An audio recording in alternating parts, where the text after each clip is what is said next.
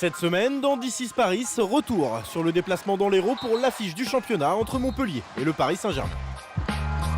Véritable icône du club, Lucas Ballot nous livre ses impressions sur la fin de saison. Après la victoire en Coupe de France face à Nantes, le Paris Saint-Germain retrouvait le championnat pour un match de titan face au leader montpelliérain. Cap au sud donc pour Philippe Gardan et ses joueurs avec un objectif clair, mettre la pression sur Montpellier. On n'a pas perdu un match, les mecs, en championnat depuis le mois de décembre. Donc on est sûr de notre valeur.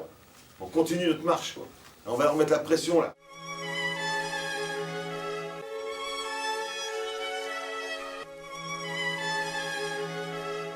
Et la pression, le Paris Saint-Germain va la mettre rapidement sur le leader. Profitant des pertes de balles infligées à Montpellier grâce à une défense agressive, Paris fait rapidement la course en tête. L'affiche tient toutes ses promesses. Arnaud Siffert et Thierry Omeyer s'offrent même un duel de gardiens époustouflant. Mais Montpellier prend l'eau en défense et à la pause, le Paris Saint-Germain fait le break, 17-12. La révolte montpelliéraine a lieu au retour des vestiaires. Survoltés des deux côtés du terrain, ils vont recoller au score en 10 minutes. Et Arnaud Siffert, toujours aussi vaillant, toujours aussi présent, en mode Ave Maria, pour Vitka Ptichnik. Après de très longues minutes, Montpellier repasse en tête.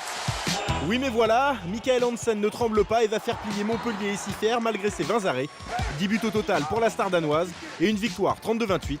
La première pour le Paris Saint-Germain en championnat à Montpellier depuis 2006. Une éternité.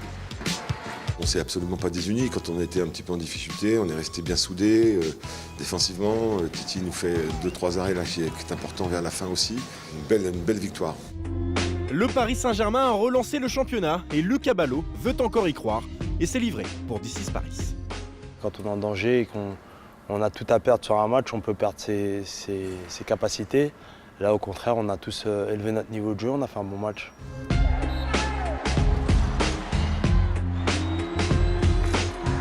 Nous, notre but en début de saison, c'était de faire champion de France quand même. Donc c'est le but ultime, le plus important. Si à la fin de cette saison, on ne gagne pas le championnat, c'est sûr qu'on considérera ça comme un échec. Le but, c'est que l'équipe continue à aller de l'avant, même si on est derrière Montpellier. Et je pense qu'il faut d'abord se concentrer sur notre calendrier à nous avant de regarder celui des autres. Là, pour moi, le titre, il est entre leurs mains.